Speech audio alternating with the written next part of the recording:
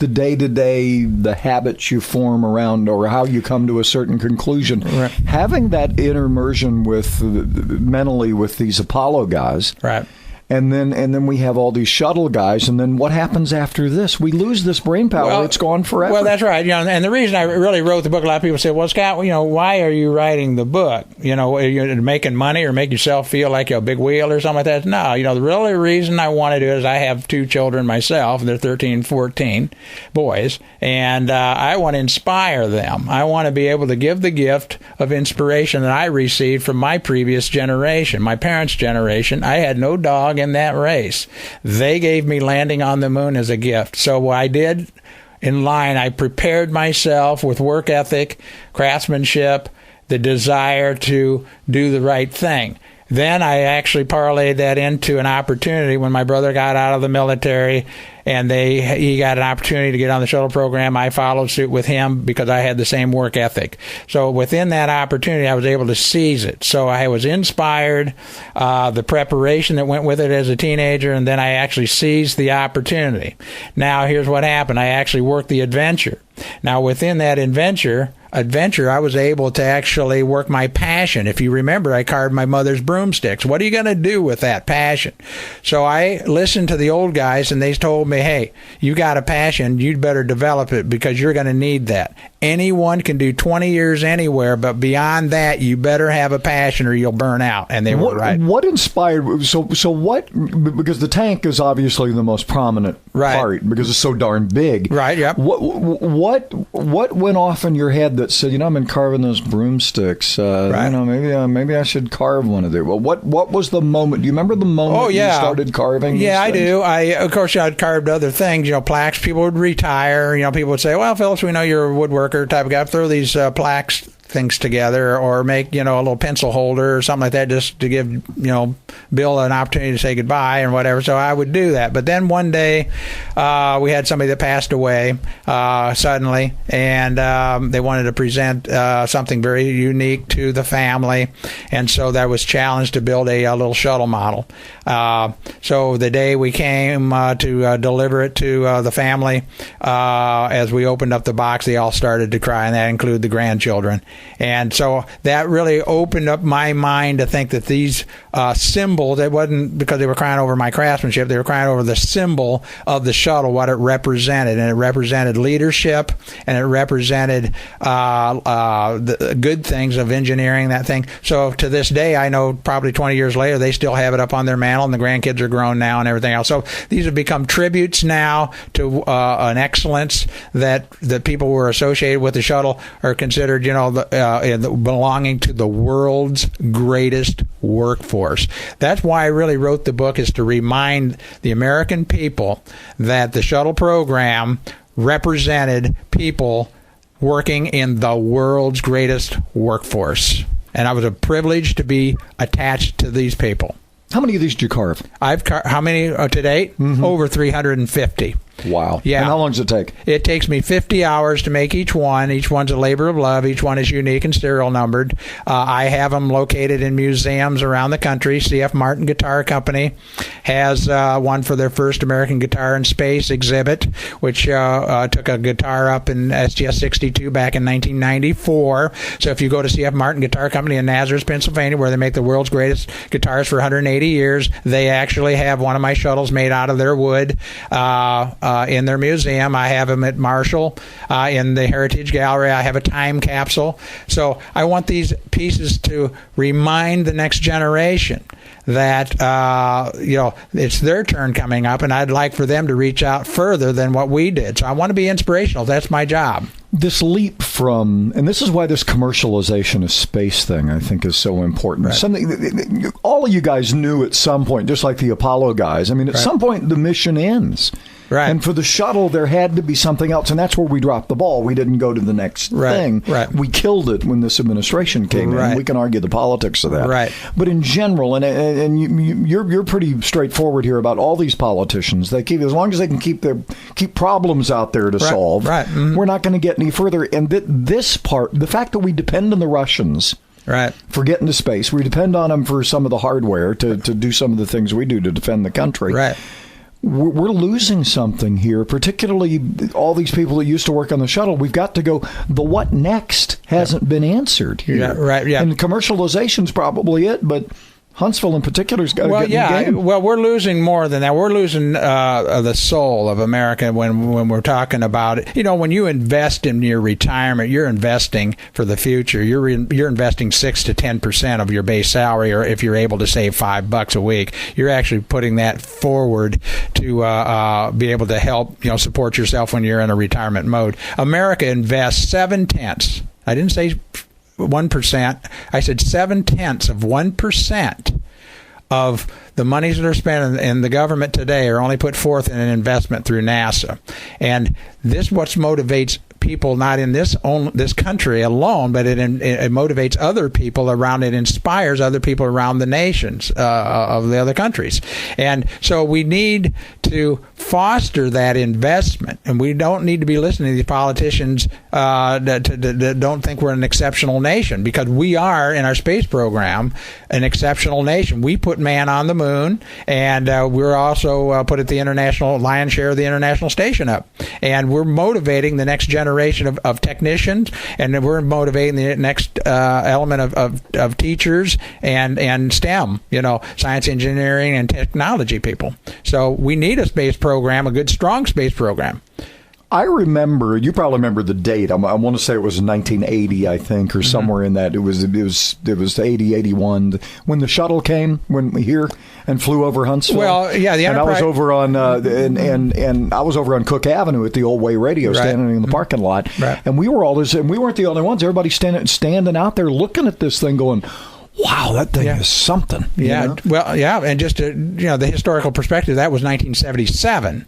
Was that 77? 1977. That's right. And I was way off. Wasn't I? Well, the reason so that would have been right after I came because the reason here. I know that is because I started in October '78, and I actually worked on the Enterprise and over in the Dynamics test stand. So that was '77 when it came in, and we did the shakedown of that. That was the first time the shuttle system was stacked. Was at the Marshall Space Flight Center with the external tank, with the orbiter, and with the boosters, and we did that, and it was history, and I have that in my book, and that's a story that I have written and photos behind the scenes. And I just remember it flying over on the back of that 747. Yeah, it was very cool. Yeah, of course, really. now it's at the Smithsonian now. Yeah, it's up in it's actually in New York right now. Yeah. Well, that's right, because they have one on the ship. Yeah. Mm-hmm. More with Scott. 2 more segments in his book, Removed Before Flight, out September 1st.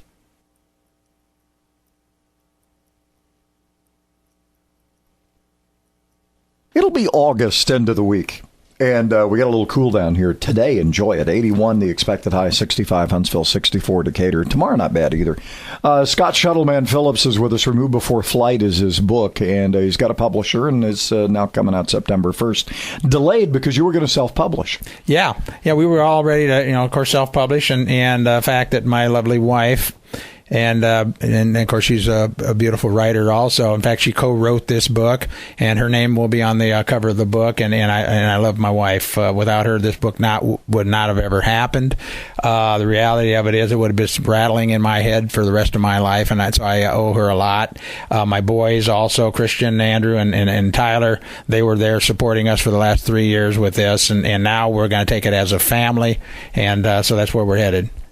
This future scares you as far as the inspiring and because the symbolism of this, the number of people on a project you said yourself was probably one of the most complicated pieces of machinery ever built. It is the most complex vehicle devised by man, and which makes it unique in the history of man. When you think we rode horses for 4,900 years, it's just been, think of the 5,000 years of recorded history in man. We rode horses for 4,900 of those years. It's just been in the last century that we've had the capabilities of what we have today. So that's worth preserving, especially as an American story that I had an ability to participate in, being belonging to the world's greatest workforce. When you think about the Hubble telescope and rewriting the book of cosmology, not only for America but for the world. If Chandra, of course, has been on on orbit now for, which is an X-ray telescope. So I've been on orbit for 15 years. That's rewritten the books of science and engineering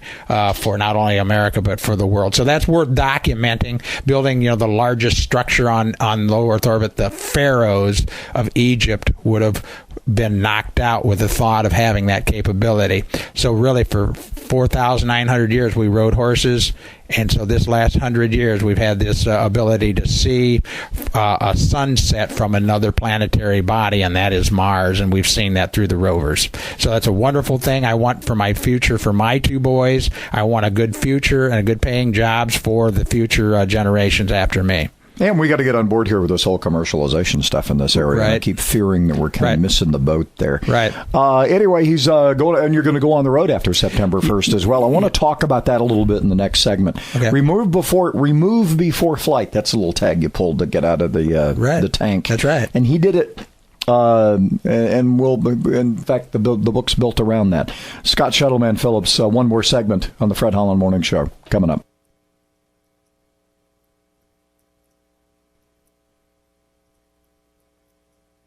Old friend of the show. We've been playing with this idea of remove before flight, which is you said I'm gonna write this book. And how long did the book take?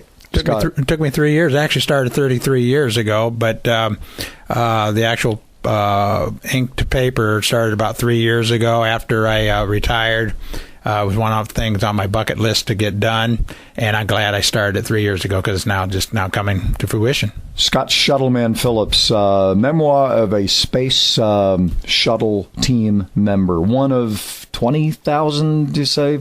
Probably easily. But when you talk about all the top dogs and all the way to the astronauts, all the way to everybody that supported the missions to, us poor slobs that were down there turning the bolts and things of that nature. So, well over 20,000 people, yeah. One of the, I was talking, you and I may have had this conversation, but, we always hear about these, $1 million toilets and $3 million wrench.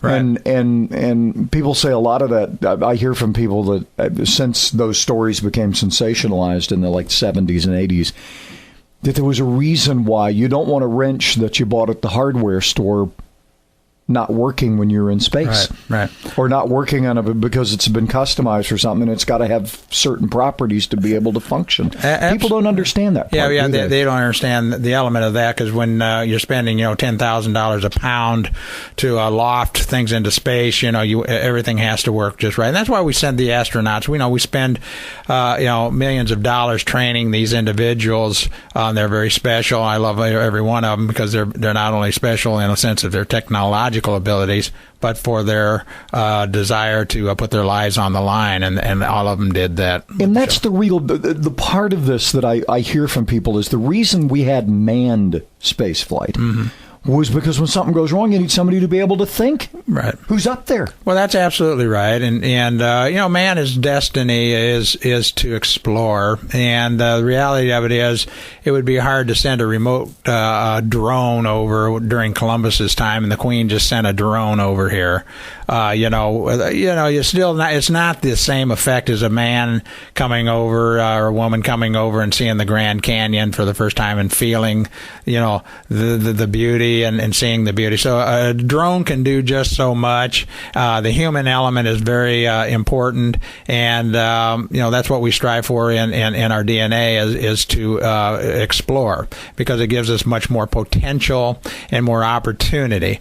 And the reason I wrote my memoir, Removed Before Flight, is not an autobiography. It's really a true story told as a novel. I'm allowed to really kind of change the names and stuff, and the events are all true. The book is really my journey of being inspired by landing on the moon. It's 10 years old. I was prepared as a young person to seize the opportunity. Then I got to work the adventure for 33 years, and then I developed my passion.